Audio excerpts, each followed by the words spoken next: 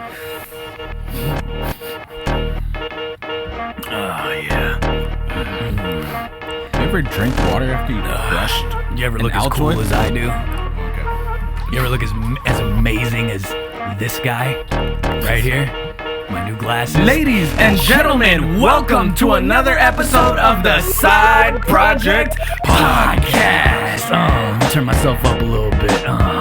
Check, mic check. Check.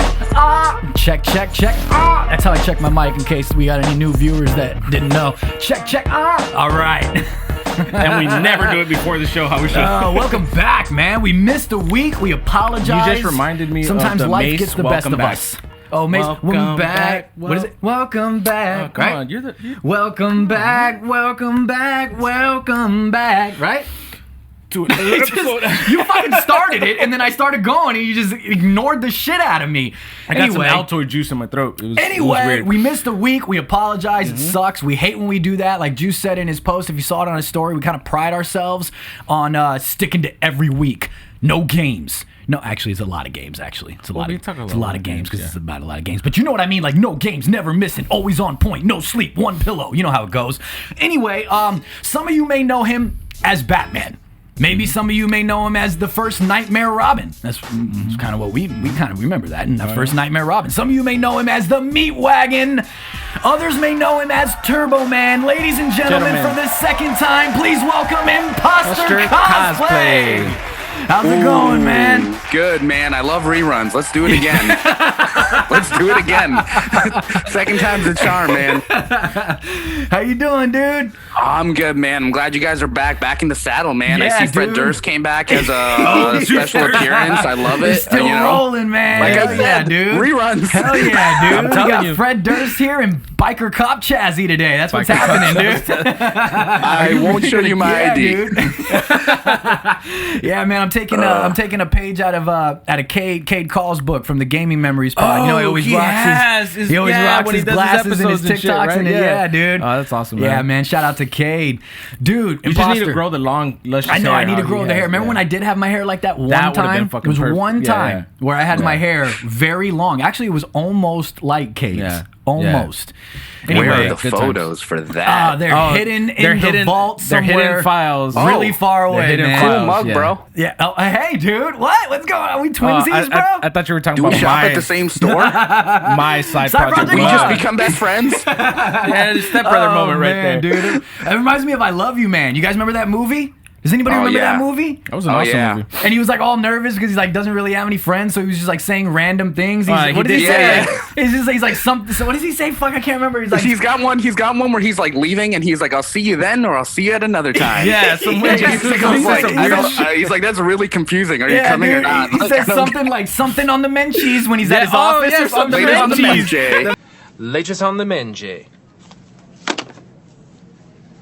Superhero movies and stuff like before the MCU took over, before like the DCU was a thing, before it was solely, I don't know if it's solely is the right word, but more so about connected universes like only, like everything being, which is not a bad thing. I mean, in my opinion, it's pretty comic accurate actually if you think about it, having like all the movies be connected. I mean, that's kind of what happens in the comics. Everything is kind of connected. In the comics, you have a lot more characters who mingle with other characters, whereas all these years throughout superhero movies, that hasn't really been too much of a thing, you know? Their focus has either been solely like on one guy or something. Yeah, like that. you know what I mean? I mean, and there is movies like, you know, Spider-Man, different villains, different that, but I'm talking about like Spider-Man meeting with Doctor Strange, you know what I mean? Wolverine meeting with Hulk or Iron Man, which is probably still not happening in the MCU because Iron Man is no more. But that's something that I would have really been stoked and happy to see Hugh Jackman's Wolverine interact with Tony Stark. Yeah. The wittiness, I would have been more.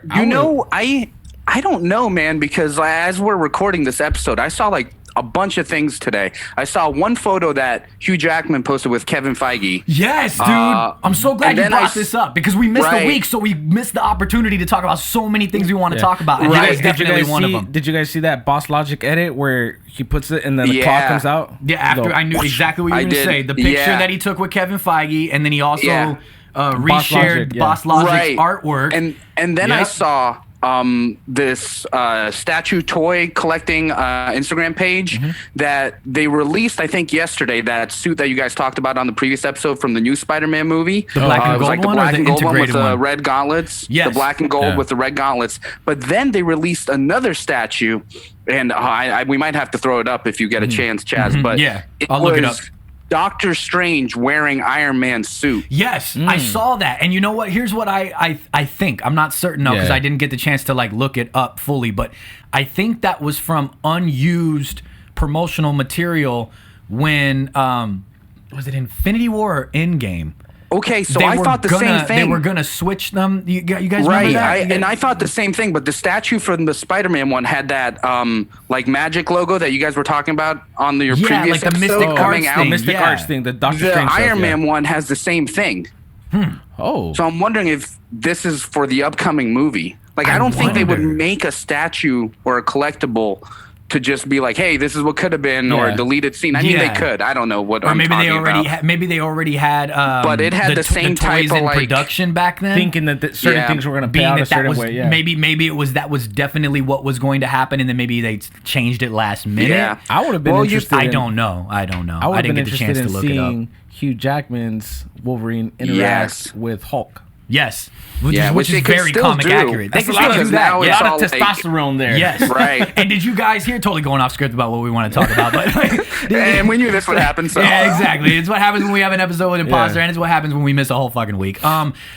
Did you guys see also? Damn, what was I gonna say? I hate when that happens. Like it just instantly floated away, dude.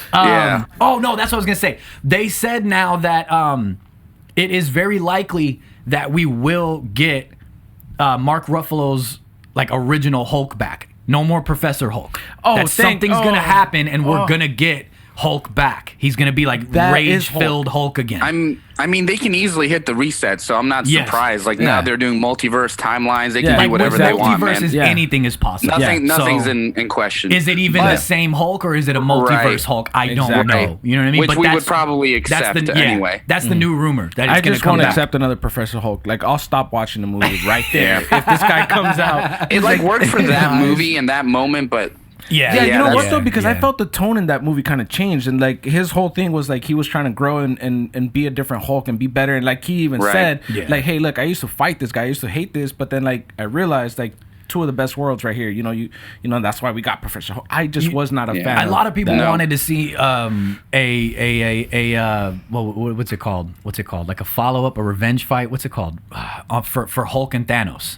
Oh, What's it like called?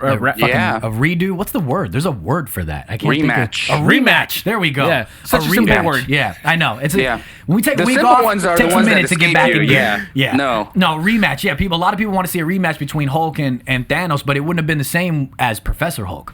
Oh, He's right. even Oh, smaller. he would have destroyed He's even him. smaller as Yeah. Professor Hulk, dude. Yeah, well, because they had to like kind of like humanize him in a Yeah, way. They had to give him, like- he's a complete mix. Yeah. You know what I mean? So I Right just- down Yeah, the that's, middle. I mean, Yeah. there's a lot of planning that goes into these things now, but we should let's talk about a time when there wasn't as much planning Yes, and there wasn't definitely, really a dude. I direction think- for any of these I think things, the early 80s onward into like the 90s superhero movies was where I truly got my start in like really loving superhero movies and everything. Like, unfortunately, I never got too much into Christopher Reeves' Superman. I did dabble a little bit in like Adam West's Batman, but it was still well before my time, and I can openly admit that like I never really dived too hard into it. But for me, the bar was set high back then, and many probably will still say that it resonates with them today, and that's Tim Burton's Batman for me. Yeah. I mean, the cast alone, come on, man. Kim Basinger, right? Is that how you say it? Kim Basinger? Yeah. Basinger? Basinger? Is it Basinger? Kim I think Basinger so. as Vicky Vale, Billy D. Williams as Harvey Dent, Jack Nicholson as Joker, Michael Keaton as Batman, and again with Tim Burton directing and Danny Elfman on the score.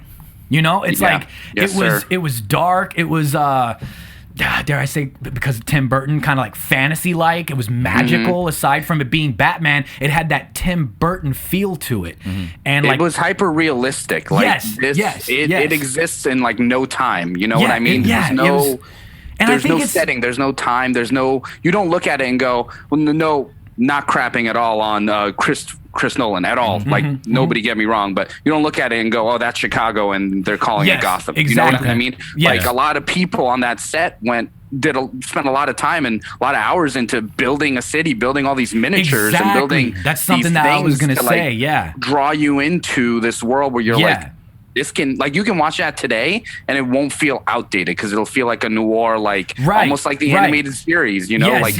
Yes, exactly. It has a certain feel to it that just fits. And I think it was also like, I don't know if this is the right word, but was it much more theatrical than things are today? Like just the way that it was, like you could definitely tell, like you said, they built sets. You could tell that they were sets though. In comparison, if you're comparing it, in my opinion, to where we're at today, now. It's a lot more like we talked about it off camera, like open world, more realistic. So I felt like now we're getting more of like he just said, like we were getting more of the open world. They want to do more landscape stuff. I mean, and then even look at how Snyder did some of his work. A lot of his stuff was just like landscape, like wide shots, and of crazy course, shots. The use of CGI is has changed the game completely. And it has that Tim Burton feel again with the sets and everything. Like you could tell certain scenes were, I believe, miniature sets that they filmed on, like the streets with the cars, and you can kind of tell now that you look back today. And I'm not shitting on it. I'm not saying it's bad or anything. I'm just saying that you can see the difference, but there's something special about it though too, I think. Yeah.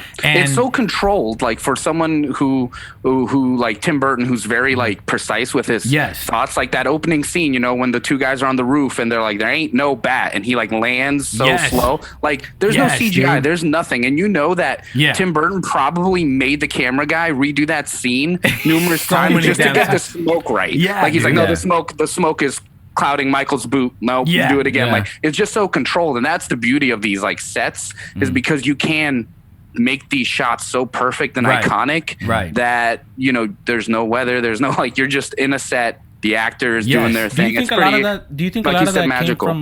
Do you think a lot of that came from them not having certain technology, as how, you know, obviously cinema has developed and stuff like that? So they had to focus in on certain things a lot more, like you said. Like you could imagine that was their technology. I think so. That was technology back then. 1989, right? So they had to like really focus in more on certain details, to whereas now they have a little bit more free play because, like I said, it's like you're looking at like bigger shots and stuff like that. This was more concentrated, I felt. So definitely, I think their attention to detail was just a lot more there with certain little things, and they worked with what they had, and it was awesome. I always thought that Tim Burton did a great job with Batman. I feel like Gotham City alone is a great thing for Tim Burton to tackle, like just the way that Gotham is portrayed in the comics, and then the style that Tim Burton has. I always appreciated his portrayal of Gotham City. I felt like it was decently comic accurate, and then it just had that, like, the tall buildings amongst tall buildings, everything close together, dark, damp in the moonlight. It's like you could almost feel it, for me, in my opinion. And it just had, it has that Tim Burton feel to it. Listen, Jack is dead, my friend. You can call me Joker. Jack Nicholson's Joker, man, I want to talk about that for a minute, dude. When he's falling into the acid, he sticks his hands out almost like Terminator-like. He's like, you know what I mean? Which came first, actually? That was first, huh? Right? Was Terminator... Terminator was first, I believe. Was Terminator first? Was it 88, 87? I thought Terminator was 84. Was it really? Holy shit. 1984. It was. Oh, my God. First, I'm so off. Yeah. 1984. No way. That's a young Arnie, dude. Oh, I know my Arnolds, man. Dude. 84? That's like coming when off I the think Juice back Arnold. to 84, that movie does not feel like it's in 1984. No. I was thinking, Again, at least like 87, 88, but again, wow. it's I think it's like the style, like how they had to develop certain things. Would you say it was almost ahead of its time then? Yeah. That's why it's still a classic today, and that's why they're on their 8th sequel and they can't get it right because you can't recap.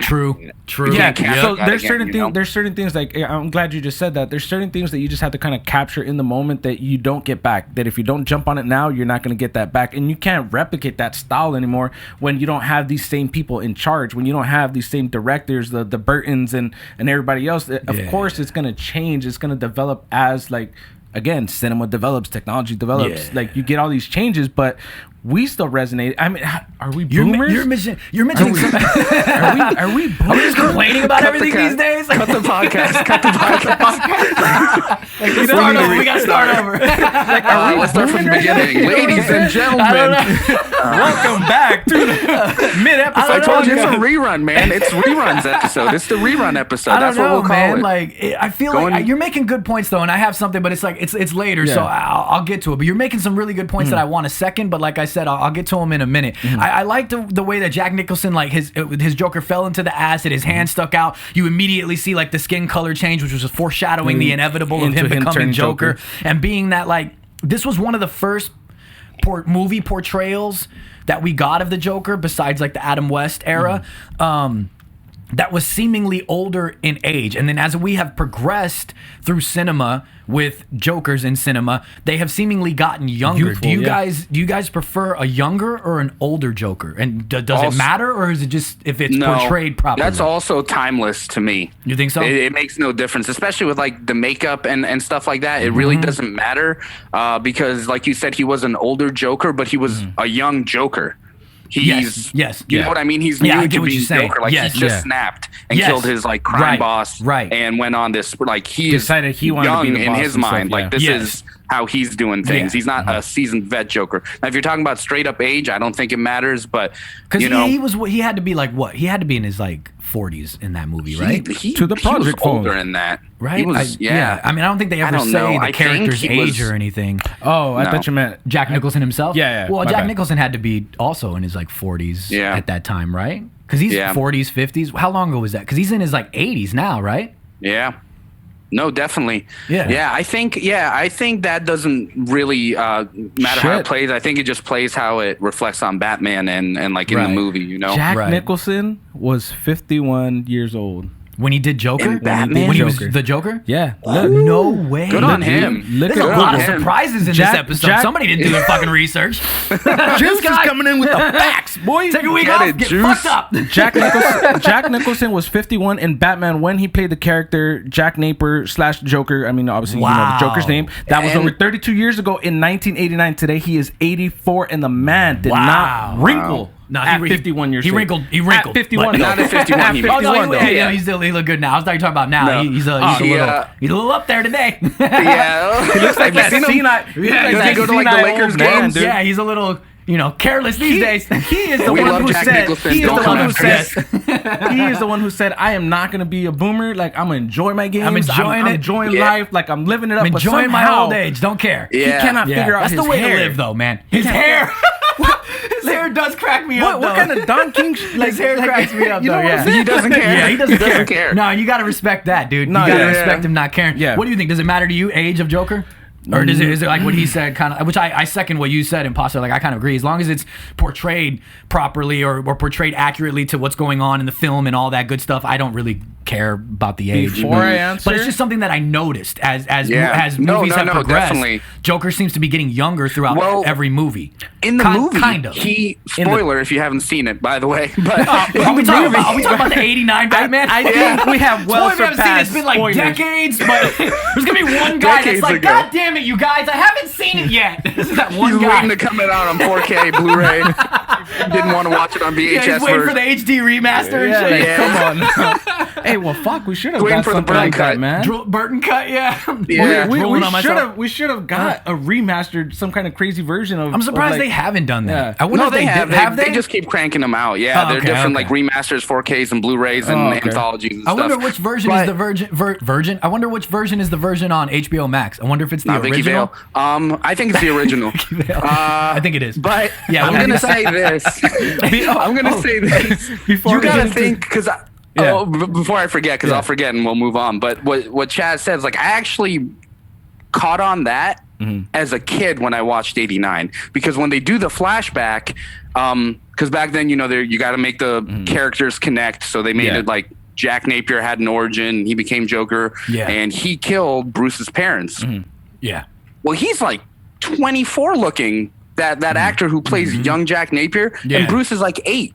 So, like you're already like, he's older. Like this is an older guy who's been in the crime world who knows what's happening. He just hasn't been the Joker yet. Right. Yes. He wasn't. Sorry, I just wanted to touch on that because I remember thinking that too. I'm like, but that's interesting though, because in Batman Forever, when Dick Grayson or Robin is talking to Batman, he was like, well, you don't understand what it's like. Like you didn't have that kind of loss. Like Dent killed my parents, right?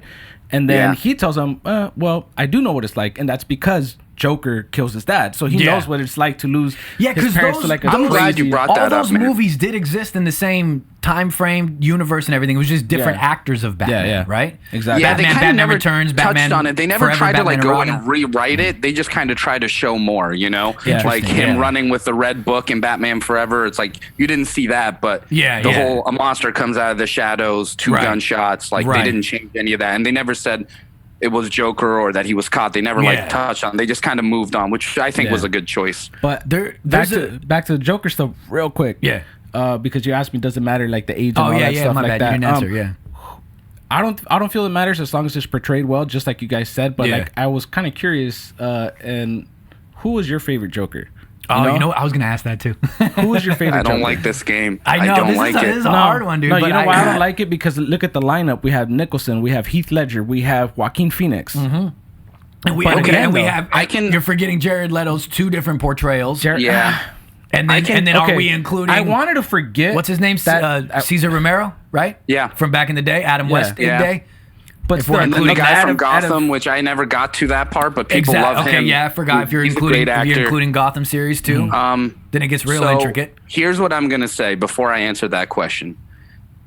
Two sides of the same coin, Batman and Joker. It is always really important to me how this character interacts with Batman, because without Batman, you can't have Joker. Yes. And if he's not done well, then the portrayal doesn't really matter. You know what I mean? Like, I thought Jared Leto did a great portrayal of the Joker, but they chopped it to bits and he had nothing to play off of, and they just kind of threw him in there. And you like all right, in Suicide Squad or in in I thought he played the Joker well, but like what did he have to play with? Right. He was abusing Harley Quinn the whole time. It's like But if I had to answer for like a perfect, if no one knew the Joker, or even if you can give a top three, you know what I mean. You can put him in a top three if you can. This is going to become a Joker episode. I'm not. I don't hate it. I don't hate it. No, but what I was going to say, if someone's like, "Who's the Joker? What kind of character is he?" I would.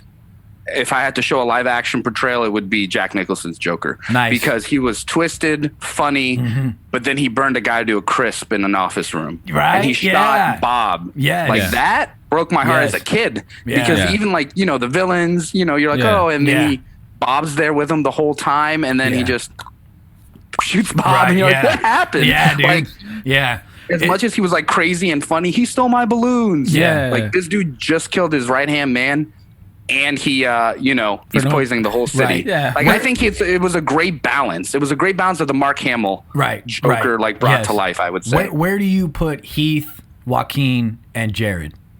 Like, where do you, if you were to put them in order? I think that would be second, or a close first. Like, they tied. That's what I'm saying. Heath played really well off Christian Bale's Batman. He did a really amazing job. And being that you said, I'm sorry to cut you off. Being that you said, something I noticed. Being that you said you definitely it matters about the playing off each other, Batman and Joker. You know what I mean? They go together in a sense.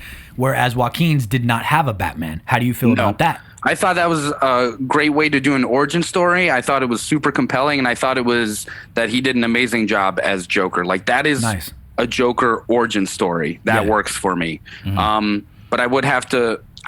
God, man, it's tough. I didn't... As much as it was really cool to see, and it was very, like... That's an actor in his zone. Like, you can appreciate that as a cosplayer or an actor. You're like, wow, look at this guy go. That, to me, wasn't an enjoyable Joker.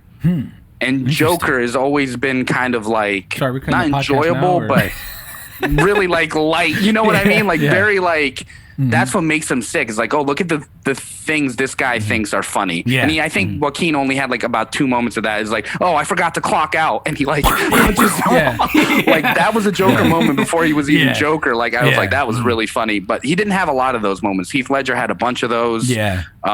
Jack Nicholson had way more than Heath Ledger did. So it's like, gotta be that's what makes him, I think, an interesting character, is like that twisted like sense of humor. He's like, nobody gets my jokes. Look what I think is funny and I'm doing for everyone. Nobody's laughing. You know, Joaquin's had that at the end, like his arc on the talk show for sure. But I can't pick, it's hard. It's hard personally, to pick. I'm gonna go, if we're putting those in a 3, I'm gonna go with Ledger, Joaquin, and then I'll put Jared at the end, only because I don't feel that we got enough development out of him, because it was just so like I feel like it got kind of like washed down, because all his whole premises was just like torturing Harley Quinn, like you said, right? And then we saw a better version of it with the Snyder cut, which is what should have been, which is what got me upset, because I feel that a lot more people would have resonated well with that Joker Snyder cut version, with that style of seemingly of a Joker, yeah. But because he had Ben Affleck to work with, like exactly, those two killed it, you know, in that scene. Which did you guys know that they were never together in those scenes? Because they were never physically together in those scenes. Yeah,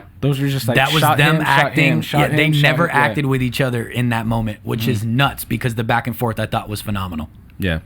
So it goes kudos to both of them for their acting. Yeah. You know? Okay. So and to Snyder for paying that out really well, though, right? That's because of his for like vision. giving the fans kind of like here's what it could be. Yeah. Give this guy a chance. Like I think he saw the potential in that too. I think so I'm too. sure Ayer, like, I don't know who did the casting for Suicide Squad. Like I know that Zack Snyder like handpicks them. Like he will pick you out of a pile and like he will personally call. Like you've heard the story. Yeah. Right. I know that Ayer also said that WB absolutely butchered his Suicide Squad. That's nothing. That's a whole nother episode for sure. Exactly. It's nothing what it was supposed to be. Right, but I almost don't see a world where they were trying to build a universe and put Ben Affleck's Batman in Suicide Squad. I don't see a world where David Ayer didn't reach out to Zack Snyder and said, "Hey, who do you think? This is the lineup I have," and that Zack Snyder might have had some influence. Said Jared Leto. Yeah, like I don't see a because if he's handpicking the actors, you never know for that universe before it fell apart. I don't know. It's interesting. Something that you said was like those Joker things, those Joker moments. You were talking about that, and I feel like Jack Nicholson had those Joker moments. He understood the character. He had those, and one of the ones that I always liked that I just felt was really like. It was the Joker. There's this scene where Batman falls through the roof in the 1989 one, grabs Vicky Vale, and Joker and his goons are all standing there watching, and he uses the grappling hook, shoots off with her in his arms, and Joker says, "Where does it get those wonderful toys?" I just thought that was became like iconic. Yes, I just thought that was such a good line. I always thought it was such a great portrayal of the Joker, simplistic and to the point, and it's just very Joker-esque, and I always loved that moment. I don't know. There's just a moment that I like. And that's the whole thing. Like I always go back to like the two sides of the same coin. I know the scene's like not related directly, but you can see, and I know it's like humor in movies, but still you can see that kind of like twisted sense of humor. I don't know the exact amount she says before he grapples her up, but I think she says like 105, 110 pounds is what she weighs. And when he gets her back down, he's like, "You're a little more than 110. Like Batman says that, boom, and walks off. And you're like, what? Like, I guess she has to go with you. You're gonna stick her in the Batmobile. She has no choice. You're kidnapping her. I've been down here too long. It's time for me to ascend. From the sewers of Gotham, a new villain emerges. We got a second movie from Tim and Keaton with Batman Returns, and Danny DeVito as Penguin, dude. Michelle Pfeiffer as Catwoman. Christopher Walken as Max Schreck. I mean, they hit the mark again. You know, just with a star-studded cast, dude. I'm still convinced that to this day, Danny DeVito actually looks like that, and they put makeup on him to make him look like a person. I don't want to believe that Danny DeVito, he embodied that character so well. Dude, his actual flipper hands, deformed, long nose, rotund body. He was almost, he was grotesque, dude. Yeah. And something that I do not see them implementing into today's characters. I don't see them doing something like that. It's weird because we do have movies that still have like, I don't know if grotesque is the right word, but like darker portrayals and things like that. But there's something different about it back then. And I don't know if it was just, I mean, it's probably a mixture of the time. It probably was? That it was Tim Burton. That it was just unique. It was unique for its time. And you expect that from Burton. You expected something crazy like that. I agree with you. It's kind of like you do kind of expect something on par with that with Tim Burton. Because you also got to think this is coming off the heels of Beetlejuice too. Yeah. So it's like you definitely expect some some like some fantasy from Tim Burton. Right. And you know why it worked so well? Like, I'm still convinced the reason it worked so well was because there was never an explanation for it. You're right. Okay. All there was is like he was born like that, and his parents didn't like him, and now he's on like. You didn't have to tell me he was living in the lab. sewers. You didn't have to tell me his mom banged a penguin, and that's why he came out like. You didn't have to tell like me a hybrid bestiality action. You didn't have to do any of that. All you had to do is the family saw him. Pee Wee Herman saw him, hated him, and threw him into the river. Exactly. You know what I mean? Yes, dude. So it's like Yes, man. That's why it worked. Like it was just like that's the character. Yeah, you know. And then Max Shrek's like, oh, here's a fish. Mm-hmm. It's interesting you say that though, because like they sort of explained it in the Gotham series, like the TV series and stuff like that. When Penguin was developing, why he had the waddle and he was walking all weird and all that. Oswald, whatever, you know. So they explained that there, but it's unique where it's like it's in your face, you see it clearly, right? Yeah. But they don't need to explain it because you just watch the character develop. They let him kind of. That's the thing. It's about good storytelling without If you have the actor portray the character well enough, nobody will care about where it came from. Exactly. Now, I feel like just so many times nowadays, it's like everything needs an explanation, everything needs an origin, everything needs certain things are over-explained. And that's why I worked in Tim Burton's world because it's like it doesn't need to be explained. This is the world, you know. And again, it was just so like he was brutal even to his own goons. He smacks one of his goons when he's coming in on his little ducky thing that he rides in on, the yellow ducky thing in the sewer area. And he comes in, he fucking slaps one of his goons, shoots one of his goons with his umbrella gun. Remember the little flipper trick? I can show him my French flipper trick. No, you can't. No, you can't. And then the scene with him in the store when he's just eating the raw fish, dude. Yeah, that's what I was saying. Christopher Walken comes down with that disgusting fish and no explanation. Dude. Penguin, so this is what I'm gonna feed him, dude. I'll tell you what. Right now, I was disturbed for years after that movie. I couldn't go to the bathroom right because remember when he threatens Max Shrek the first time and he like just the way he delivered the line, like as a kid it hit me so hard. He's like, you flush it, I find it. And I'm like, oh my God, what the hell he does. He's in the sewer. He's so I'm like, go to the bathroom, and I'm like 8, and I'm like, I don't want to do this anymore. Danny's gonna find my turn and he'll know exactly where I am. Like he'll find me. Yeah, man. And that's terrifying, you know, like for a kid. Danny DeVito did an amazing job, man. Yeah. He did. When he bites the man's nose, do you guys remember that? He bites the man's nose and all the blood squirting everywhere, dude. It's again another scene that I just don't see being portrayed in superhero films today. Something like that, I just don't see it happening in that way, dude. Yeah.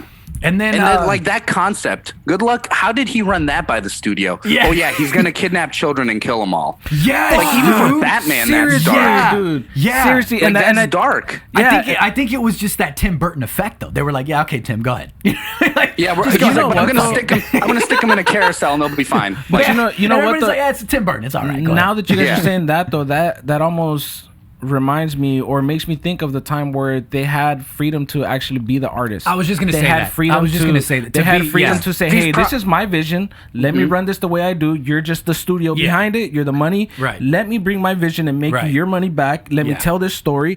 And they, I don't feel they had as much like, I mean, they probably did shit we don't know. I mean, 89, I was still swimming somewhere, you know? I was already born. Not to get too graphic, you know, I was swimming somewhere. But, I feel like they had the freedom to do what they wanted and bring out that. These properties weren't so big; they weren't money makers. You know, I mean, they were after that, but they weren't like this $100 million budget gold Batman thing. Forever, you know what I mean? It's also, unfortunately, it's truthfully speaking, it's also just the time we live in. Everybody is so sensitive, and I mean, we're not going to get all into the politics side of it, but it is true. It's like everybody's so sensitive about everything that they just can't let something be. Sometimes things have to be, just generally speaking. Sometimes things, they need that shock value. It's a fucking movie. Like, that's what acting is about. That's what it's all about. Portray that craziness, that, you know what I mean? It's not like it's telling you're going down the street and you're going to see some guy tearing some face off. You know, it's not that.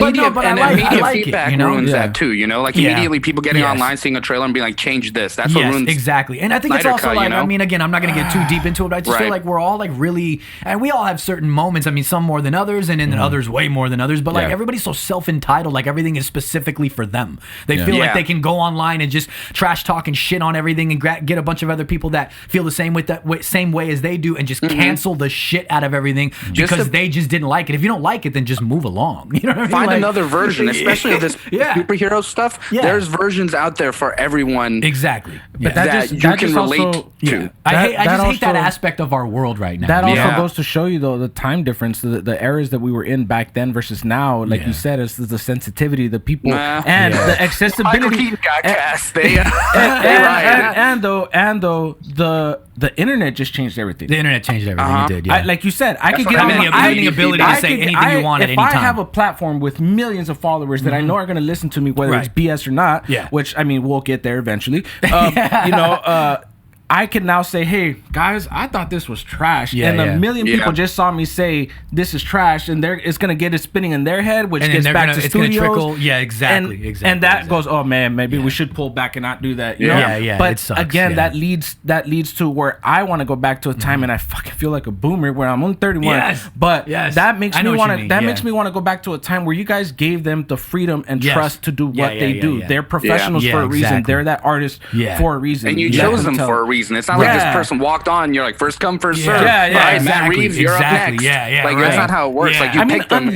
Unless WB DC want to throw us into a studio with let us all come in there. This is your focus group right here. I got the suit. There we go. This is our focus group. B Square Productions got Jokers and Batmans lined up, man. Make it happen. What are you doing? I know we're spending a lot of time on Batman, but I just got a couple more things to really say. Michelle Pfeiffer's Catwoman, man. I still think it's the best portrayal.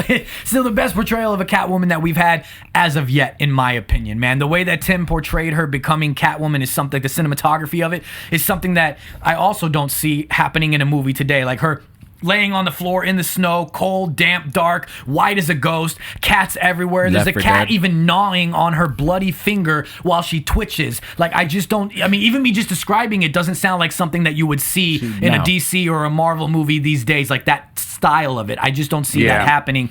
And I thought that was a great portrayal, in my opinion. And like how she comes in after all that happens, she comes back into her apartment and she's like, honey, I'm home. And then takes a second, she's like, oh, I forgot, I'm not married. Like, she goes psychotic, like the same thing. Yes, dude. And she just starts going crazy, and she's building her Catwoman herself. And then it does that outside shot that's so Tim Burton. And I have a photo of it here for Juice. Here, let me see if I can turn it around. I don't even know if you can see that. Can you see that? I know which one. Hell Here. Okay, yeah. And then she goes, I don't know about you, Miss Kitty, but I feel so much yummier. Like, oh my God, that's so sexy. What the hell? That's like, you know what I mean? She snaps, dude. She becomes also, like, exactly. That's her skin now, like that suit. Yes, and I like the cinematography of it that Tim Burton did, just the way that they pull out. They show her kind of almost silhouette. You can kind of see her. It's not exactly a silhouette, but she's in the distance right there with the door and everything. And I'll throw the picture up on the screen. It's probably already up.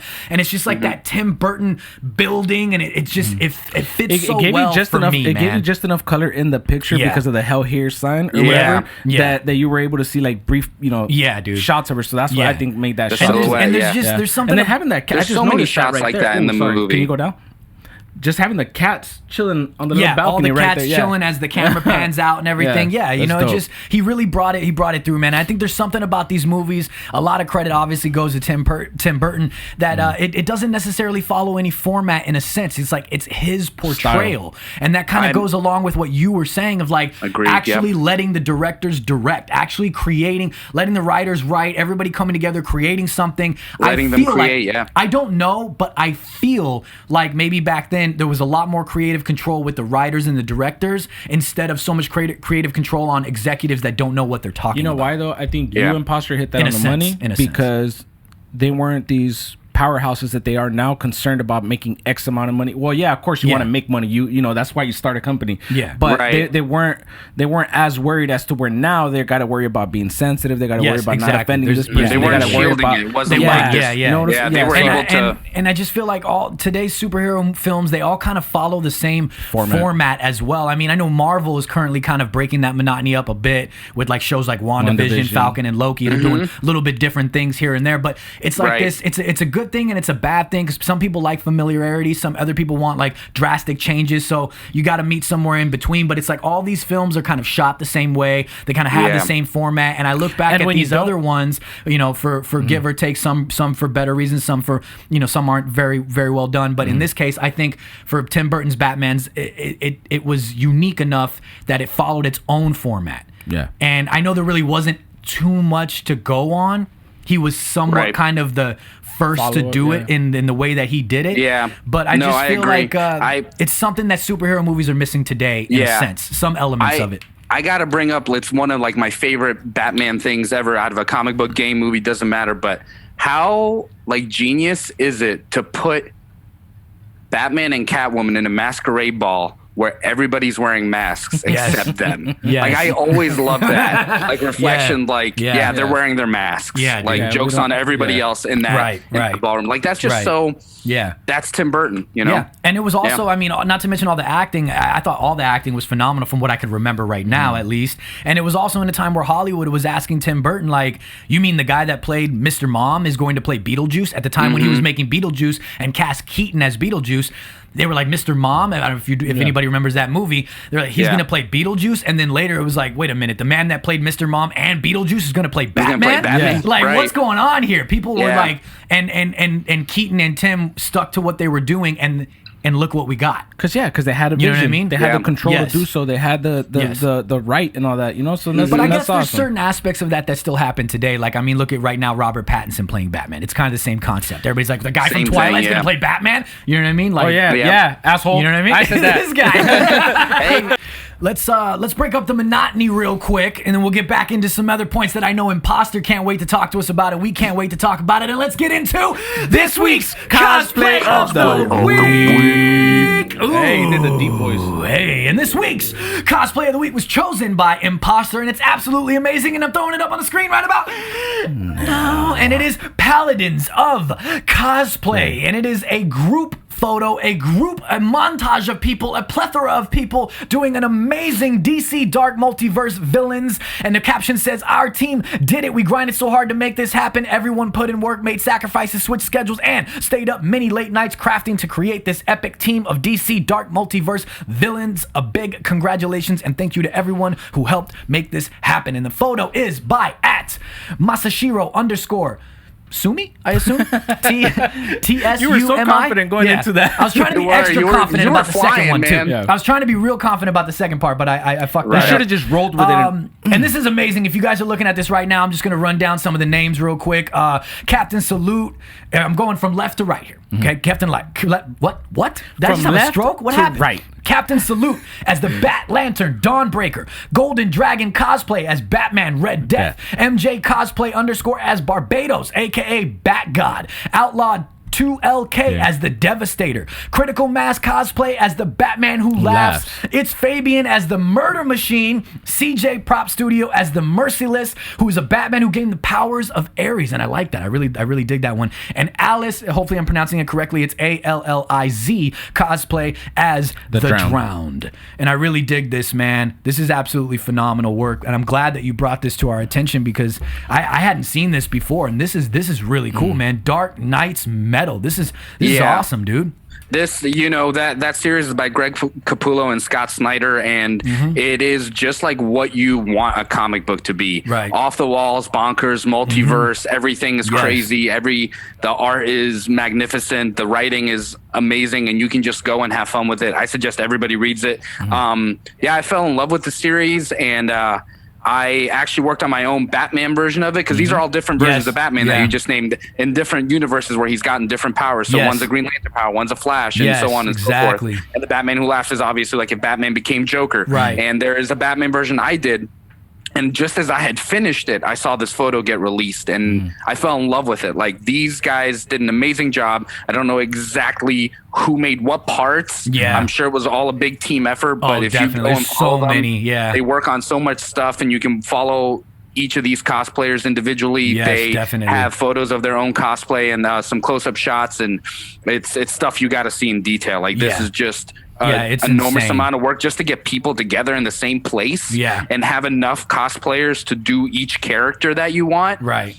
That's hard enough as it is alone just making these. That was a big time effort. I'm really digging the Batman Who Laughs. The Batman Who Laughs. The way he's sitting with the hand up, just accurate. like that. I mean, they're all really damn accurate, dude. All and of them. in the comic books, he's got like Robins that he's turned into like Joker minions, and he has them on like chains, and he lets them loose like wild dogs. Like it's just so bonkers. It's amazing, dude. I also like the version of Batman that's the Flash. I always forget what's it called. Like Batman Red Death. That one, Red Death. I really dig that one too. That looks absolutely amazing. And that's no shade to anybody here. I dig all of your guys' stuff. The Devastator is absolutely devastating. But that's the fun part. Like you can pick a favorite, you know, because they're also different. Like these are like, oh, I like this. Dude. I like this one. I like this one for this. You know, like it's got they did an amazing job. It's absolutely incredible, dude. And I'm stoked that you brought this over to our table, man. It's the Murder Machine one is absolutely phenomenal too. The Merciless one is one that I wanna get more into. I want to read more into it. I don't know enough about. You've always been into... I don't know enough about the dark universe, the dark multiverse. You know, I know a little bit here and there, but I don't know enough.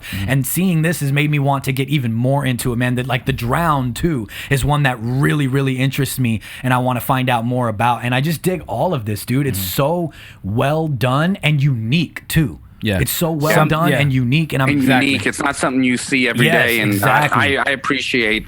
I appreciate all the work they put into it because they brought all those characters to life. But catching up on that dark multiverse, man, that's easy. I think it's only a couple of issions. I think it's like a 12-issue run, and in comic book world, you can finish that in an hour. Yeah, exactly, man. That's something this is absolutely amazing, man. I wish we could go through every single one, but we would be here all day long describing every we want single other people thing. To do that. Exactly, Get on your Instagram, follow these people. Because if you're watching it right now, it'll be up on what side? I'm trying to think of editing. Is it over here? I don't know. I always just do this, and I hope that it lands somewhere within this. I think it's up in this corner. If post editing me is doing it right, I think it's right here. You got to put one here for me, a little one, Imposter, right here.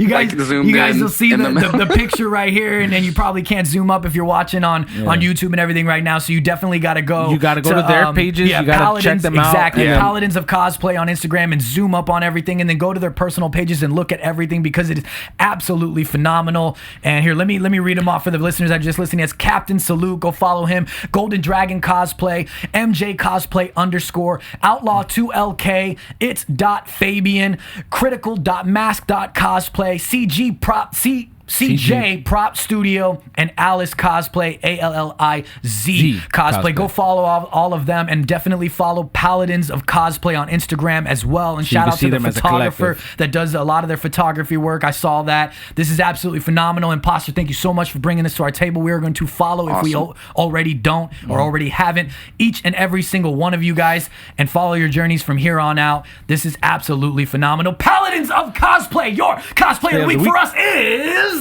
amazing. Oh yeah, there you go. Love it, man. I love it. I like it. Well, I'm done. I just wanted to do that part right there. So I'm good. All right, man. We'll catch you later, bro. All right, man. Good seeing you, man. Good catching up.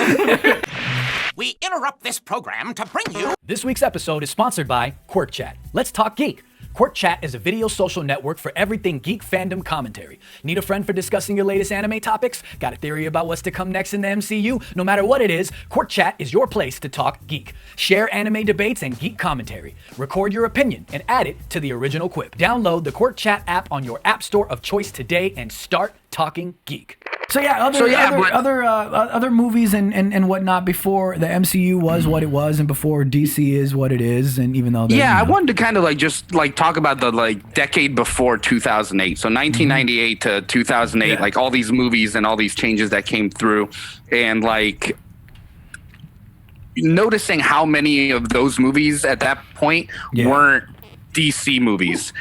Some of them that you had was X-Men franchise started 2000. You even had Unbreakable come out, Spider-Man, Blade, Daredevil, Hellboy, Punisher, Spider-Man 2, Elektra, Fantastic Four, Ghost Rider. It just keeps going and going. And somewhere Ghost in there, Rider. I think you have Catwoman. Which, what Halle Berry's Catwoman, right? What are you doing, DC? You just jump into that? Time out. Nobody disrespect Halle Berry. They did when they made that movie, They did when they made that movie. Halle Berry?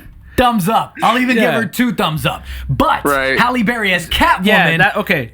You know That's what I should have said. That's what I did not translate. I know, man. It did But yeah, not. I just like thought it was funny, like to go and just kind of talk about it and think about these movies and try to like think about how, you know, DC struggles to get their movies together and get their universe up and running, but look at how many shots Marvel has had to try to get it right. You know, it wasn't not all perfect. Everybody acts.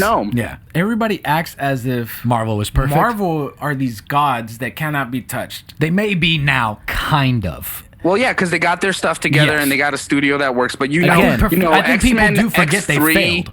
Yeah, I mean, just looking at some of this list, man. But you know, Spider-Man. I mean, do we even have to say it? I think that like revived all the superhero movies. Yes, I think that ignited a whole slew of something that'll never be done. Like Spider-Man to me felt like what Star Wars did. I'm not comparing to Star Wars. Nobody shit on me. Don't. I'm just saying. Don't go trying to cancel Imposter. Right. I'm hashtag cancel Imposter. Oh, Don't do that. No. Don't put it on the screen. No. Where's the cancel button? Right. But no, I'm saying like I think it did that story of an epic hero and this battle between like good and evil and this whole like, you know, finding your way and becoming responsible and finding your path in this world and what it means to be a hero. Like Spider-Man ignited that again. And for me being like a kid and, you know, starting off middle school, like you relate to that. You're like, look at this story, look at this like outcast kind of nerdy guy who gets these powers. And Sam Raimi did a wonderful job of making it really fun and just re-inspiring, I think, those kinds of stories of like heroism. Because I can't think of another. Can you think of another like big franchise or trilogy that did the same thing like after Star Wars, like this big epic, like you're the one, you're the hero? I think somewhat X-Men did it. I think, but X-Men I think was after Spider-Man. It was after Spider-Man. Are you talking about before? Yeah. Okay, then nix what I said about X-Men. I just meant the concept. Oh yeah, I feel like the X-Men concept followed that format.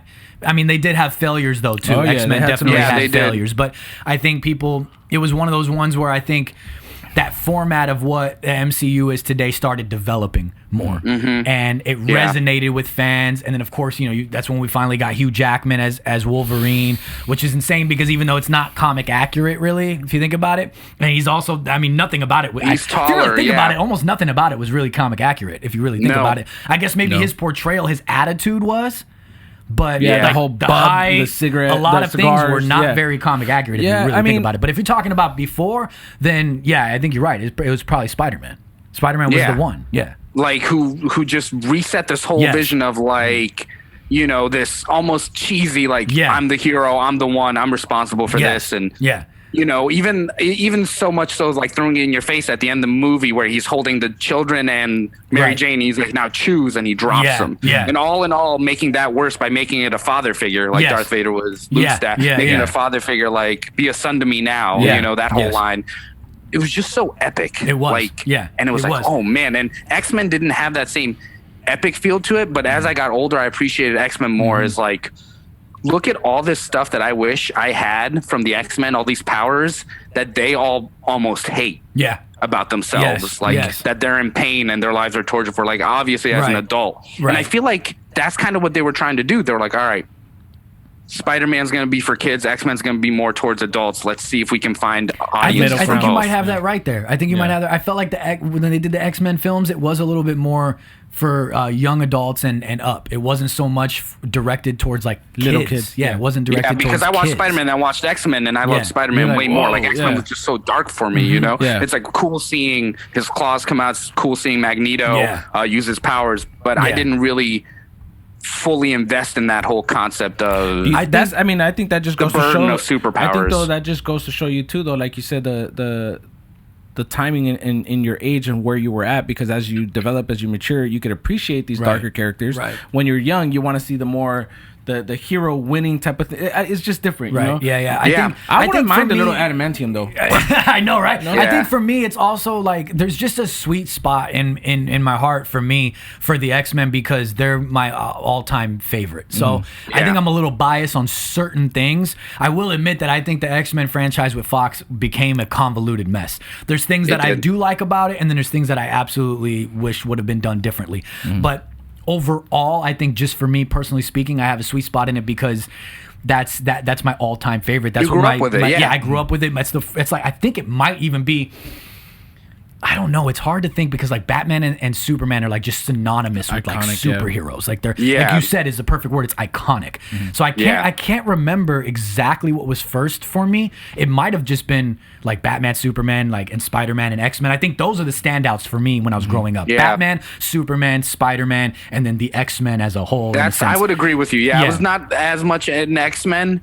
I knew of them and I liked the cartoon, but I never really followed. I knew there was a guy who wore yellow and he cut stuff up. Right. But I didn't like really know the stories because I was so young when I watched them. You know, see, for me it was the opposite. Like I was more into X-Men than I was any of the other ones. And when I was growing up, and I think that's also credited to my dad because my dad was a giant comic book fan, and one of his favorite comic books was the X-Men. Always. That's cool. So he passed that on to me, and then when the movies came out, I was like blowing my mind. It was my favorite thing. So I think they resonate with me a little bit more. But now that I'm older and everything, I'm old enough to admit like where I see the flaws and things like that. I'm not just purely biased about it. But speaking of Spider-Man, real quick, I wanted to go back. I wanted to ask you your overall feelings because you're okay. Well, two-parter question here. Okay, one, what is your favorite Spider-Man, I guess you could say franchise, Toby, Andrew, and what's happening with Tom Holland, I guess, even though it's not really finished. And then the second part would be, how did you feel about Sam I always forget, is it Raimi or it's Raimi, right? Raimi. I say Raimi. It's Raimi, right? Yeah, okay. Yeah. Sam Raimi's Spider-Man 3. How did you feel about that one? So two-parter there. Okay, so it's funny because I'm now replaying the Spider-Man games, which is, I think, a perfect iteration because I wanted to play Miles Morales, but it was like a 6-hour game. So I'm like, all right, let me play the first one. I just got through and I started Miles Morales. I still want to play that so bad. I don't have a PS5. 2 missions and it says 23%. No, you use a PS4. I don't have a PS4 either. I don't have a PS4. Oh, okay. The last PlayStation console I've had is a PS2, man. I gave up my PS4 to get an Xbox. And no, I'm going to get the PS5 though, and I'm going to go back and play Spider-Man, definitely, 100%. Yeah, I just watched all the Spider-Man movies again, the Sam Raimi ones. I went in the room with my wife and we were kind of dissecting it. And we were watching 3 and she's like, I don't see why people hated it this much. And it just takes a turning point. And after that turning point, like 20 minutes in, she looked at me, she goes, what happened to this movie? Like, it feels like a completely different movie. And it does, because Sandman's got that, relationship with his daughter. And I didn't like the whole bringing Uncle Ben back into it. But, I see what they were trying to do, make it full circle. Right. But ruined Venom, ruined the whole Dark Peter Parker. Like Venom, They just, didn't like the Dark, that whole last, act. It just falls apart, and you can tell it's studio meddling. I just want to know. That's what I was gonna say. I feel like I did know this, but I can't remember. I feel like I've watched a documentary or something before, or just seen interviews. But I just really want to know, what the hell happened? I don't know. What happened? Spider-Man 2 was perfection. That is a perfect sequel. They had a good thing going. What happened? I think it's like you said though. 3 is where you could maybe see a little studio meddling, and they said no, we want. They needed the Green Goblin toys. I remember that. I did see a TikTok of some behind the scenes stuff where. What's his name? Topher Grace that played Venom. It was Eddie Brock was actually a different actor. He was going to be portrayed by a different actor, I believe, if I don't have the story mixed up. And they replaced him with Topher Grace. And the suit was going to also be more comic accurate with the other actor. And then something happened and they made it more closer to what Spider-Man looked like. But black. Which forgive me if I'm wrong on any of those details, but that was kind of recent. Like maybe a month ago I saw some behind the scenes TikTok about that and I was like, I meant to save it, but I didn't. It just kind of fell apart for me. They started off strong. Like the Sandman fights were cool, and I did like the Sandman fights. And finding the suit was cool. Like that whole dark suit where he's shaving his face off on the train. Yeah. Now that we're gonna, they did give Sandman a comic accurate He was pretty comic accurate though. He was spot on. He was pretty damn comic. I think accurate. now though that we're gonna see this whole multiverse, and I know we're doing before the MCU what it is now, but I'm excited for what it is now because bringing back all these beloved characters. Sandman, Sandman, I feel was one of those characters that did not get the love he should have, and I think a lot of that had to do with probably studio meddling and this and that. Maybe you know, and it's very unfortunate. How was Sandman in the comics? Does anybody remember that Sandman? I wanted that Sandman to get more development, more screen time, more of a chance. But was Sandman? Was he kind of cheesy? Was the dialogue? I mean, they all kind of were. It was kind of all the dialogue was pretty cheesy in that movie. Yeah, right? It was a comic book. I mean, they didn't really like stand back. It was a comic book for kids, you know, like Spider-Man saying quips and making jokes the whole time. So like, you know, I wonder what they're gonna make Sandman like now. In this new one, because like you always said in previous episodes, like that's something that you're really looking forward to is Sandman. And I gotta agree, actually, the more that we talk about it, the more that I get hyped for seeing a new portrayal of Sandman. Yeah. You know? And so I'm gonna now get kind of backlash, especially from Juice here. I was kind of yelling at the podcast last time. Juice, no, Andrew Garfield is my favorite Spider-Man. Gotta agree with you. Hands down. I go back and forth, but I kind of got to agree. And the suit in The Amazing Spider-Man 2 is perfection. Like, that is a comic book accurate suit. It is. For Spider-Man. The lenses are perfect. The color, not for the first Amazing Spider-Man. I actually didn't enjoy that. I thought the yellow lenses were cool, but I didn't like the missing like side pieces. I didn't like that. I didn't like how it... Let me make sure I'm correct. I think I've said before on previous episodes that I actually am in the minority, and I liked the first Amazing Spider-Man one that everybody didn't like. I think I'm in the minority. And then I sent you, I think, about the whole Rhino thing. Like Rhino does have a mech suit. Yes. I didn't tell you about this. And I don't get why people are like. I don't think I told Juice about this. Okay, yeah, I messaged Chaz and told him. I'm like, hey, I commented. I think on the podcast. I think it was. You did. You commented on YouTube briefly, but and then I sent you the picture. We went in more detail in a DM. Yeah. And Ultimate Spider-Man, which is almost what the look is based off of for the Amazing Spider-Man movie, is like Rhino's got a mech suit. Like that's who he is. He's a Russian guy in a mech suit. In the comics, there is a Rhino that has a mech suit, and everybody shit on the fact that he had a mech suit in the movie. And Imposter was telling me that's actually comic accurate. So people are shitting on what? Ultimate Spider-Man is a series that's worth a read where it kind of came out with the Sam Raimi movies, but they took their own thing with it. Like Green Goblin actually became like a monster. Venom was about the same, but like all these big heroes, and Rhino was one of them. Rhino had like a mech suit. But I did say though, I believe that you did. I wanted to see more Rhino. I don't think we got enough Rhino. Right.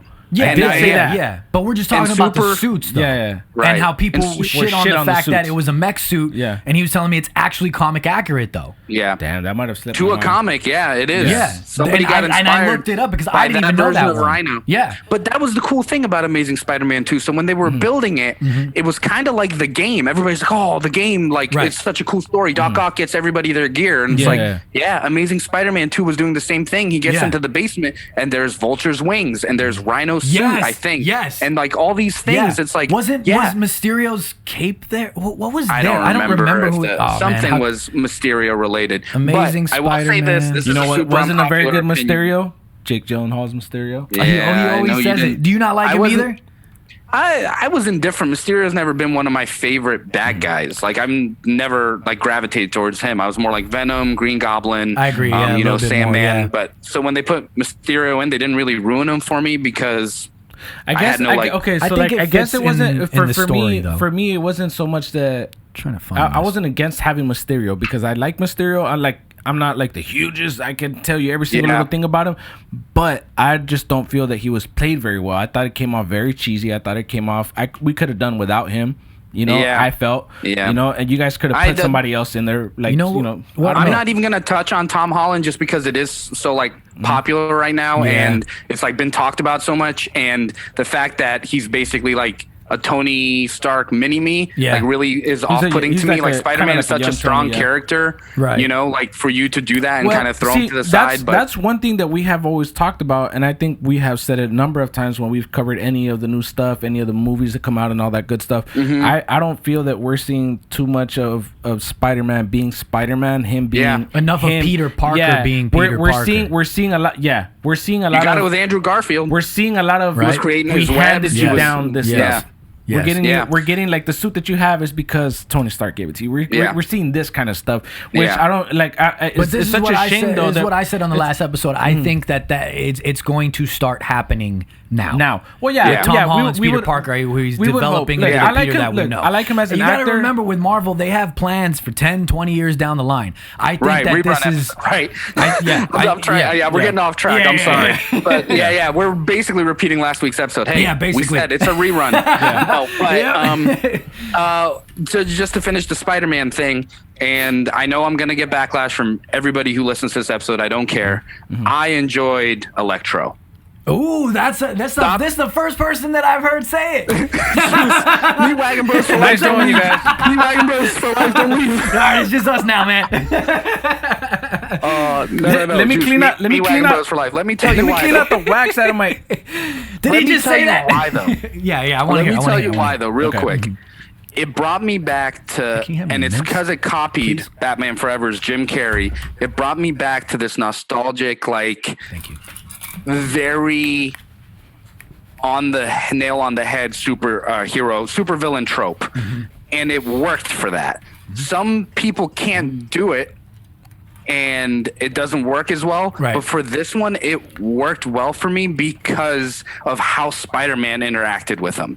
Like, I felt something for Jamie Foxx's character, Max Dillon, because Spider-Man's like, "You're my eyes and ears, right? What's your name? Max?" He's like, "All right." And he like slicks his hair back. He's like, "All right." And he kind of like, he's being a hero before anything. And the coolest part about that movie, I agree with you on that. Before they get into the fight, he tries to relate to him. He remembers him. Yes. He's like, "Max." Okay. He's like, "You remember me?" He's like, "Yeah, I remember you, Max." It's a very Peter Parker thing to do. Okay. So and it made Spider-Man shine. Okay. So like, I'll tell you this. Agree with you on that part. I'll tell you this. I didn't like how like they had the cheesy janitor stuff. I didn't like some of. I didn't like. I like Jamie Foxx because they did it. I like Jamie Foxx. That's why it worked for me. I like Jamie Foxx. Don't get me wrong. Awesome in Django, but I just didn't like. It's not that I don't like Electro the character. I would love to have seen it done better for me personally. I don't know. It's something. It just didn't stick with me. I get it. Yeah. It didn't. It no, didn't I get hit it. with I'm me. just saying. Like, so now it seems was like yours is more about the way that Electro was. Like you said, it made Peter Parker shine. It made Spider-Man better. It seems like you liked a little bit more about. Forgive me if I'm wrong. I'm not talking for you, but it seemed like you liked the way that Spider-Man interacted with Electro as opposed to actually just liking Electro. Am I wrong? Or No, it kind of like that. Yeah, like Electro for the villain he worked for that movie. Okay, like it could have been Shocker for all I care. I'll give you that. It could have been Shocker. I don't care, but it worked because they dove into it so hard. Like even that one scene where he's with Emma Stone on the elevator. Like she knows he's awkward, and that makes the audience go, "Okay, this isn't awkward for cringy's sake. This guy is awkward in general, for the whole world in the movie. You know, for that whole universe. Right. For other people, he's kind of like weird, and he's like, "Wow, can you imagine being Spider-Man?" And it's like, wow, like there is that little fanboy and like everyone who thought stuff like that. Yes, and they're just portraying him over the top. Right. And once I accepted that, I was like, all right, he works for a character. They weren't trying to make him serious. They weren't trying to make him cool. Like they weren't trying to make him like, whoa, but he did carry his part. Because, they threw him away at the end. Yeah. Because Dean Hahn's Green Goblin comes in and the whole Gwen Stacy thing. And, that's the whole driving point. And he's kind of just the muscle at that point. So when you get to that point, you're like, all right, they're not trying to make anything more out of this guy. They made him a Electro and they... I'll respect. It makes me want to go back and watch the Amazing Spider-Man movies. I'll respect your perspective on that, but it's just me wagging bros for life, don't you? I just didn't like Electro. It's like movie. I love you, man. I still want to be friends despite that joke. Yeah, man. No, I wanted to. Well, I know we're getting like running on, and I wanted to say one more thing that I think goes super unnoticed, and one more movie I want to touch on before You guys kicked me off. I have a feeling this is why you're gonna get kicked off. But go ahead. Daredevil. Yes. Okay. I was waiting for you to talk about it. Let's talk about it. I loved Daredevil. And I think Ben Affleck was a great dude. Yeah, I did. Okay. When it came out, I loved it. Let's let him get his point across. I hated Bullseye. I hated Bullseye. I didn't like Wasn't Bullseye. that much I didn't of like a fan Bullseye. of Electro. Bullseye And was wasn't, trash. forgive me, I don't know the Daredevil comics enough, but that Bullseye was not comic accurate, right? Was he comic accurate? By looks and acting, no. Yeah. It was Like- just bad. Like it was done bad. I know the looks and everything, but Who was that? But the Who was that? acting, I don't Colin remember. Farrell. That was Colin Colin Farrell, Farrell, right? yeah. Yeah. Colin Farrell, yeah. Here's the problem. Another guy that's probably going to get redemption. This is the same thing with Electro. Electro, they did it on purpose. With Colin Farrell's Bullseye, it happened on accident. They were trying to make him cool and trying to make him edgy, and he got really weird. Yes. And he's like killing ladies with like Tic Tacs.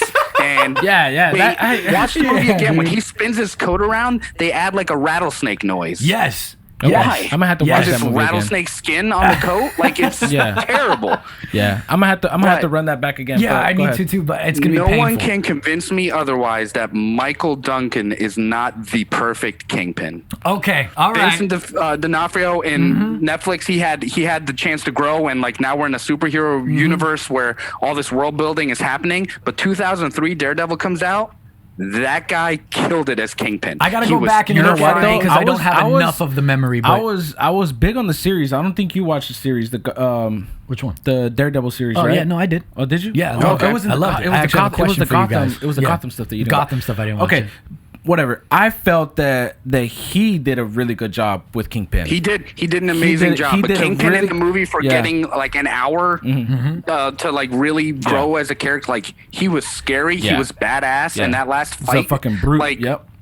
dude, that last fight where Kingpin's like in his mansion up on the penthouse floor and he's got water flowing through it, and Daredevil uses that. Like I don't know if no one's seen it in years. Yeah. But Yeah, what I haven't happens is seen he's it got all in the water years. flowing through his penthouse, and Matt can like sense it. He can hear it and Yes. see it with his. Isn't and that he isn't shatters that it so he could get and more of a sense all of the room, water, right? Yeah, and the water starts hitting Kingpin, and for the first time, he can see Kingpin. Yeah. And he does that because of the moment he had with Elektra on the roof. Yes. And it rained. Yes. And he was like, He wow, was you're able so to touch her and like, see saw her, her yeah. clearly. Right. Yeah. That's Daredevil stuff. He's doing that in the show, you know? Yes, So I yeah. think Ben Affleck did great. Michael Duncan killed it. And that's just like the way it ends.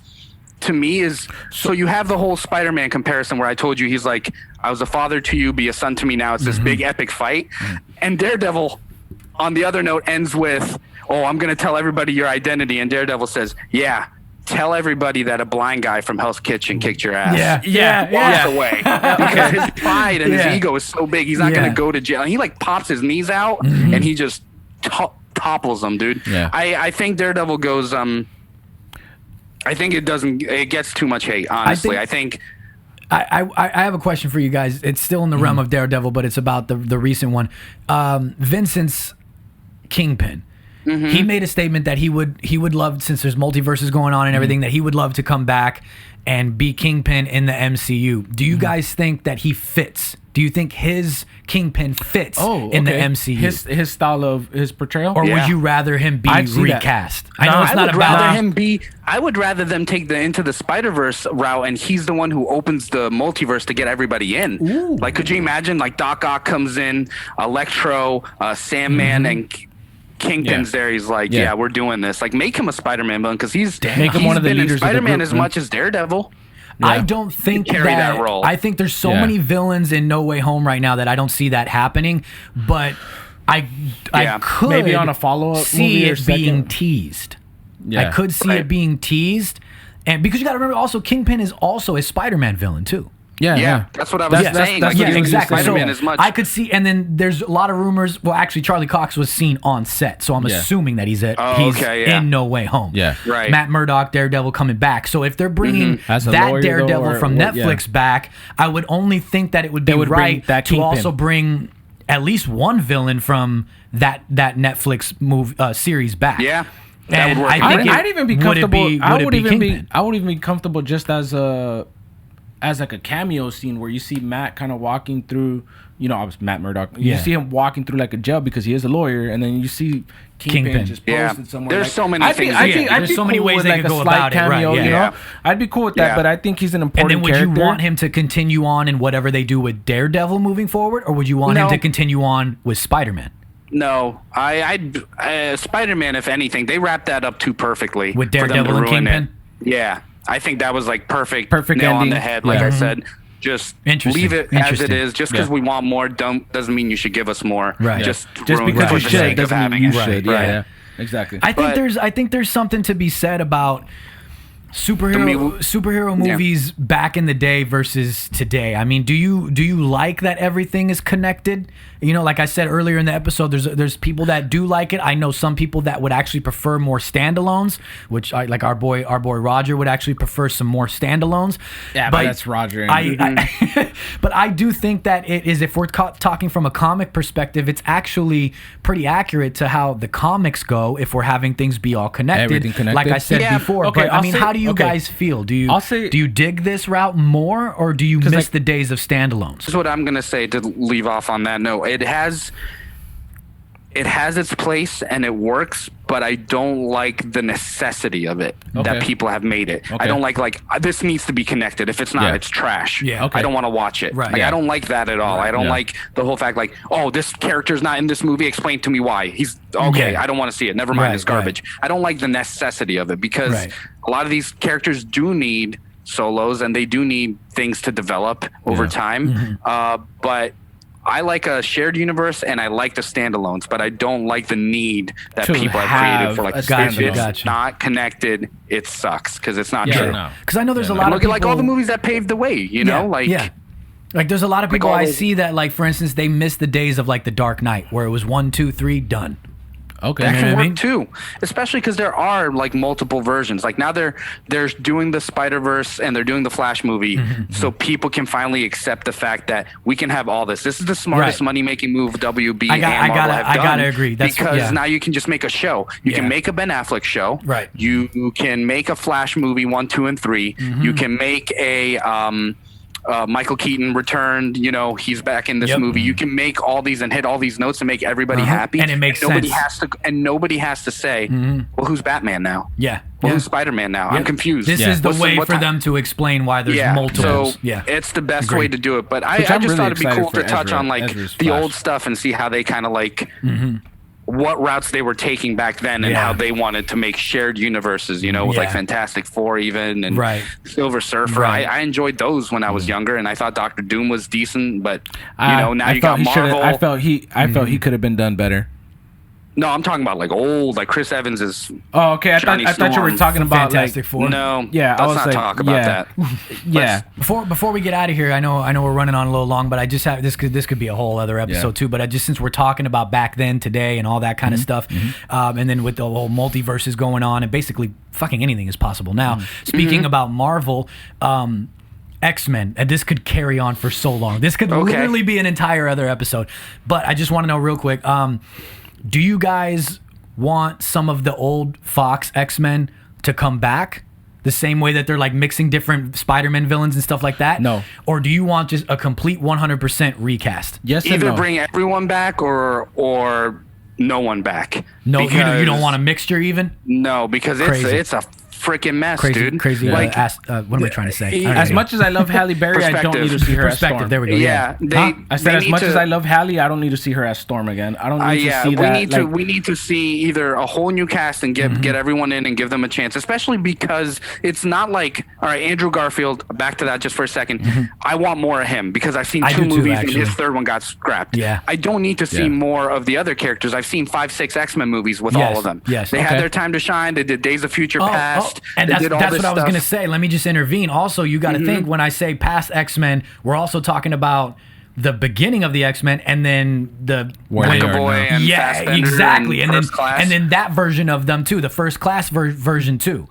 So just keep that in mind as well. Same characters. Same characters. Like if they did it, but no, different like exact actors. same. Yeah, I know. Yeah. But, same characters. But if MCU did it, they could be like, all right, none of those events happened. This character right now is played by this actor, and this is starting in the MCU.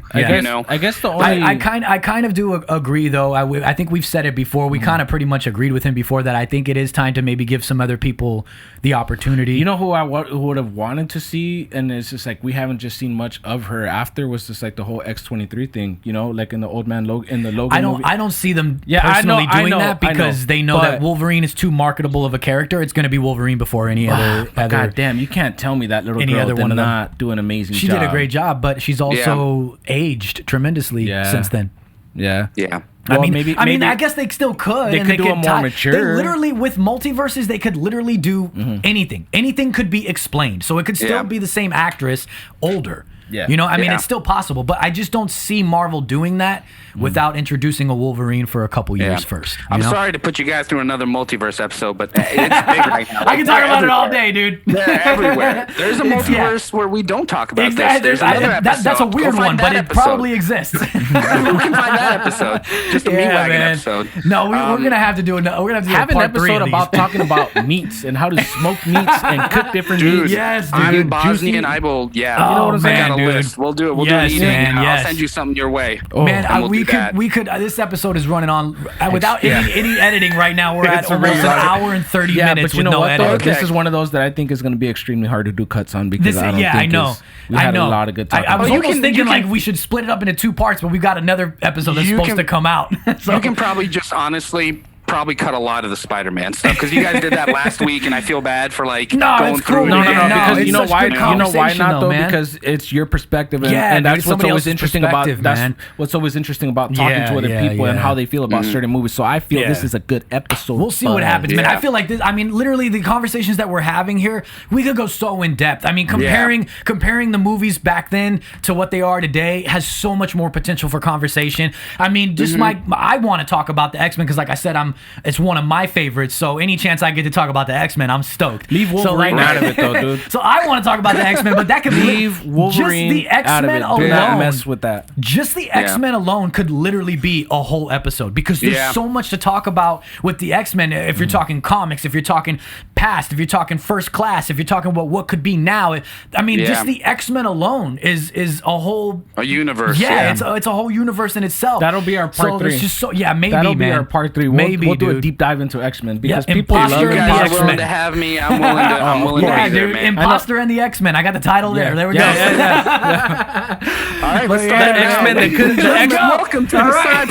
The X-Men that could have been. Yeah, dude. You know what I'm saying? But I guess we won't keep anybody any longer. Who knows how long this episode's gonna be, man? But we thank you for coming on, Imposter. And like I keep saying, there's so much more that we could talk about. And I always feel bad for cutting anybody off when we have guests or cutting it short, man. But there's just, it could go on for so long, man. And we got to save some stuff for future episodes. You know how it is. So thank you guys for watching, for liking, for commenting, for sharing, for doing all of those things that you do over on youtube.com/Side Projekt Podcast. When you go down, you hit that like button and that subscribe button. You go and you get 100 sexy Projekt points. And when you listen and you rate and you review on Apple, on Google, and Spotify, and all those things that you do, when you get those thumbs up, we appreciate it from the bottom of our hearts. If you're looking for Imposter Cosplay, our guest today, you can find him at Imposter Cosplay on Instagram. That was such a first episode move. I know, right? And before we get into the rest of our outro, man, on certain Imposter, is anything that you want to say before we get out of here? Yeah. No, man, I appreciate you guys having me on. Keep doing what you guys do. Do not at all be discouraged for missing a week. Everyone, it's things happen. Everybody's you guys got are back shit to do. stronger than ever. You know, it doesn't matter. I hope you guys like your little sign back there. Oh, hell yes. Thank you so much, Robin man. I designed that for me. I might or might not hit Chaz with that live on an episode one day. That's fine. But I was hoping it would be this one. But no luck there. I might be using that as a spanking paddle in my spare time. I'm not saying I'm not, but I'm not saying I. Okay. Whoa. I'm not saying I'm just gonna stay away. It may happen, but anything else you want to say, man?